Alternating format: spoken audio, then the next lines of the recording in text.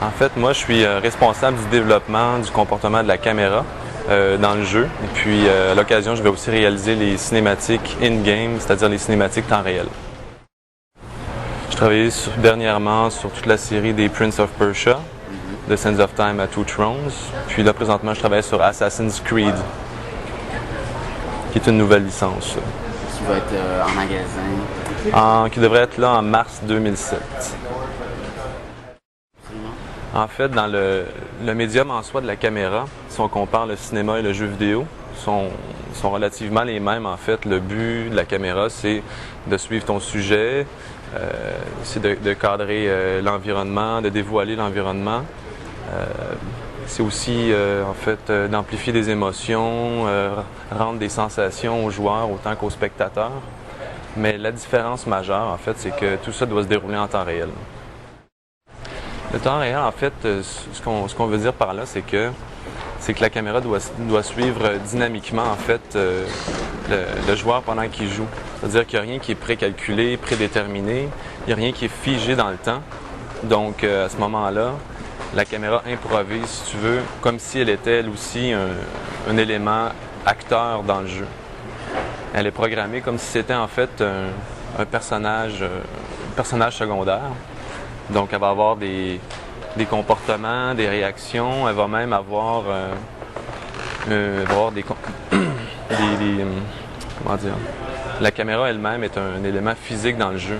Donc, à chaque fois que tu vois ton personnage se déplacer dans le jeu, il y a une caméra qui le suit, comme si il y a un caméraman qui le suivait tout au long de sa partie. En fait, c'est un travail de pair, en fait, entre moi et le programmeur. J'essaie d'établir des comportements que la caméra va avoir, comme par exemple, à quelle distance va se déplacer la caméra, dans quel angle elle va se placer quand le joueur va arriver près d'un précipice, si le joueur grimpe sur un mur, comment la caméra va se comporter, est-ce qu'on veut donner une sensation de vertige, est-ce qu'on veut mettre en évidence un paysage en utilisant un angle, une grande focale. Donc, toutes les caractéristiques physiques d'une caméra, en fait, 35 mm ou vidéo, en fait, se retrouvent dans une caméra de jeu vidéo. Je dirais que c'est vraiment un mariage entre la création puis la technique. Et comme je viens de dire, c'est tout d'abord un truc qui est plutôt technique, parce que la caméra doit servir le joueur. Elle doit être au service du jeu.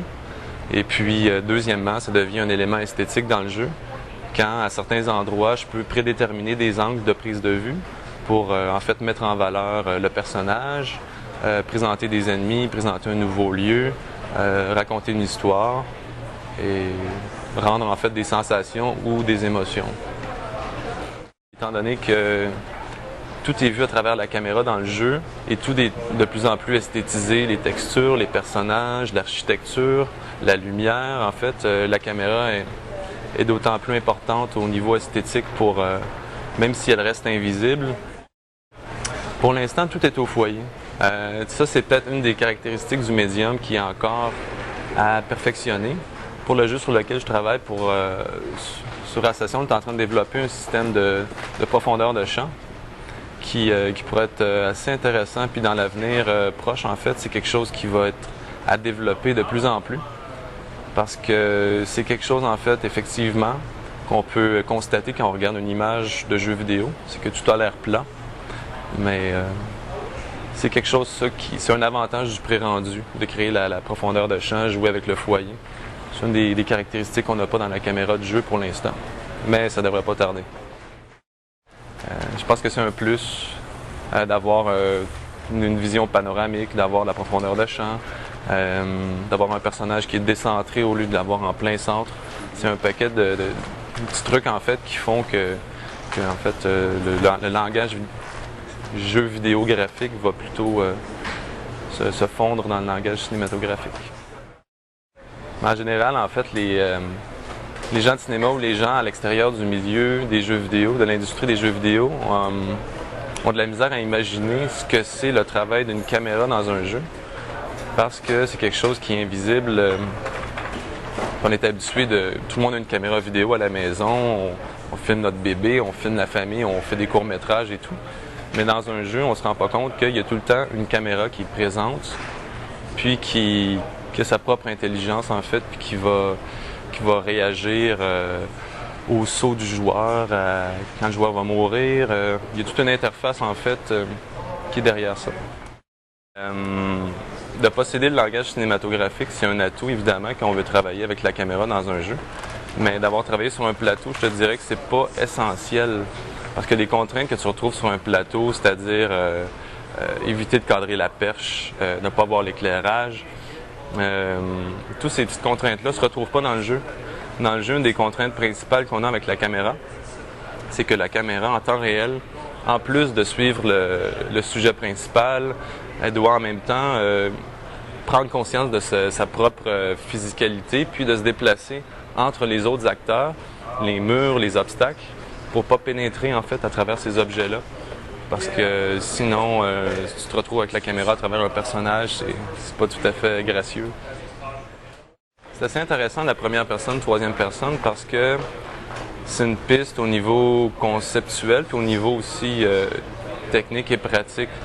Dans le sens que, pour moi, une caméra première personne, c'est plus introspectif, c'est plus facile d'entrer dans la peau du personnage, tandis qu'une caméra troisième personne va t'aider en fait à voir les animations du personnage, puis à sentir un peu plus... Non, je sais pas comment expliquer ce point-là.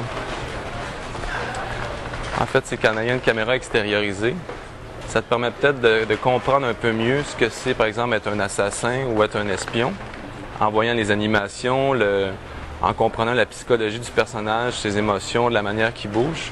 Tandis qu'avec une caméra première personne, cette introspectivité-là, en fait, te permet de le vivre de l'intérieur. Donc, comparativement au film, je dirais que c'est un petit peu la même utilité. Tandis que la principale différence, c'est que dans certains types de jeux, en caméra première personne, on utilise cette prise de vue-là pour des fins pratiques comme dans des first-person shooters.